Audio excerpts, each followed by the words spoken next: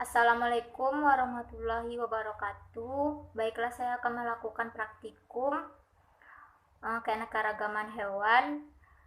Saya mengambil film Cnidaria, spesiesnya yaitu Scyphozoa atau biasa kita kenal dengan ubur-ubur.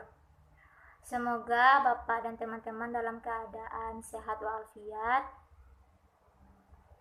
Saya hanya mempresentasikan praktikum saya saja karena saya sudah menanya kepada teman-teman saya yang tinggalnya di dekat pantai untuk bisa membantu saya mencari ubur-ubur karena cuaca sedang badai sekarang, jadi ubur-ubur itu sulit ditemukan.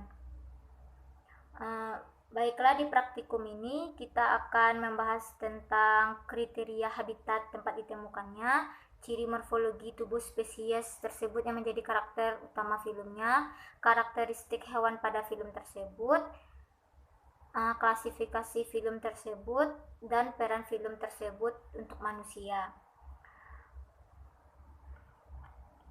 Baiklah, film Cnidaria. Cnidaria adalah sebuah film yang terdiri dari lebih dari 10.000 spesies hewan sederhana yang hanya ditemukan di perairan, kebanyakan lingkungan laut.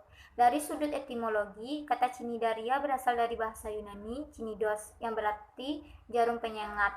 Kemampuan menyengat Cnidarialah yang merupakan asal nama mereka. Ciri khas Cnidaria adalah cnidosit yang merupakan sel terspesialisasi yang mereka pakai terutama untuk menangkap mangsa dan membela diri. Tubuh mereka terdiri atas mesoklea, suatu bahan tak hidup yang mirip jeli, terletak di antara dua lapisan epitelium yang biasanya setebal satu sel.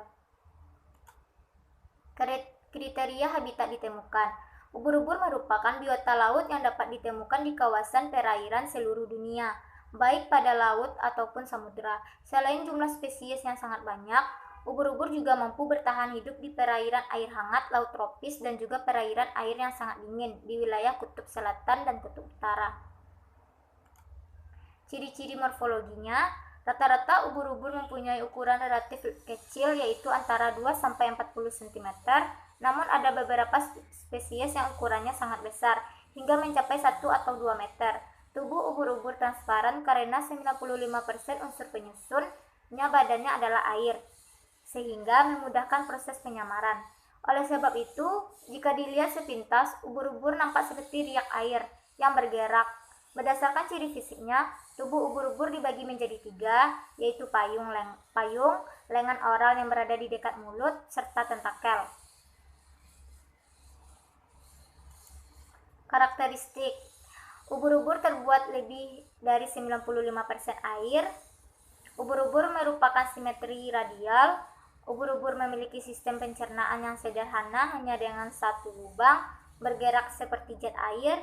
Ubur-ubur tidak memiliki otak, darah, dan sistem saraf. Tubuh mereka terdiri dari 3 lapisan. Lapisan luar tubuh mereka disebut epidermis, lapisan tengah terdiri dari zat kental yang disebut mesoklea, dan lapisan terdalam melapisi rongga gastrovaskular yang disebut gastrodermis. Klasifikasinya yaitu dari kerajaan Animalia, film Cnidaria, kelas Scyphozoa, ordonya Coronatae, Semaostomeae, Rhizostomae.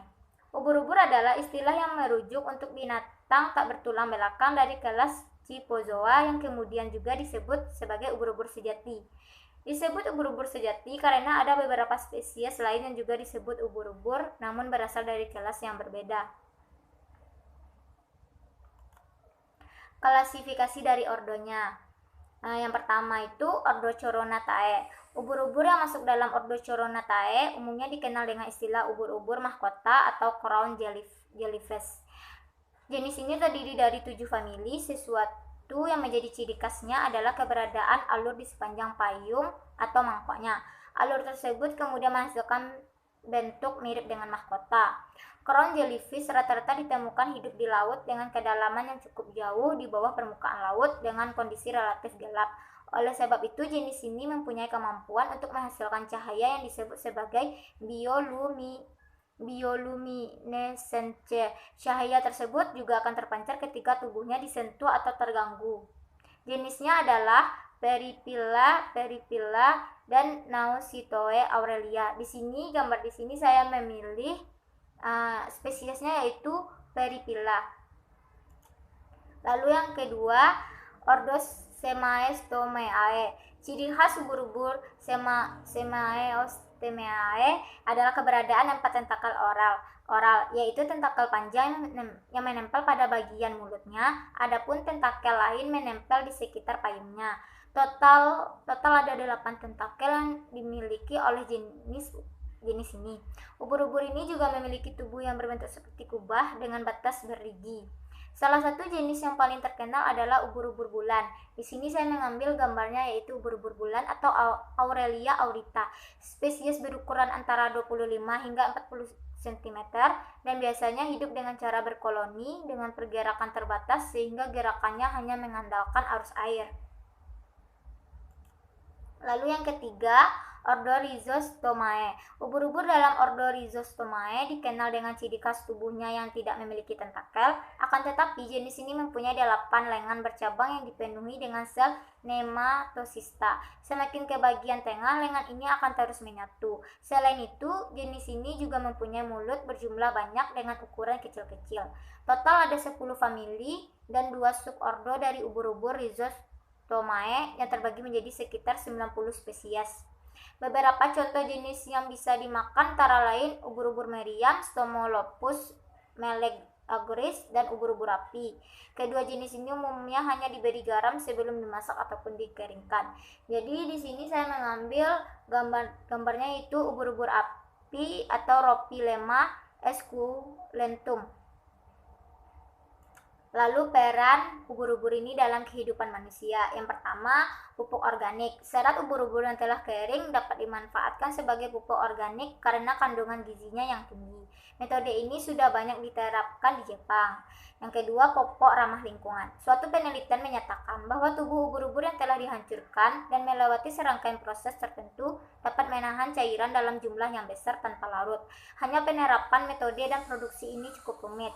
Yang ketiga, penyelamat dari mikroplastik. Mikroplastik adalah salah satu zat berbahaya bagi kelangsungan lingkungan. Zat ini biasanya terdapat di dalam sabun mandi. Belakangan diketahui bahwa ada spesies ubur-ubur yang mampu mengikat zat berbahaya tersebut, sehingga dapat menjadi biofilter untuk menyelamatkan lingkungan. Sekian dari saya praktikum saya. Semoga teman-teman mengerti tentang spesies Scyphozoa ini atau yang bisa kita kenal dengan ubur-ubur. Assalamualaikum warahmatullahi wabarakatuh.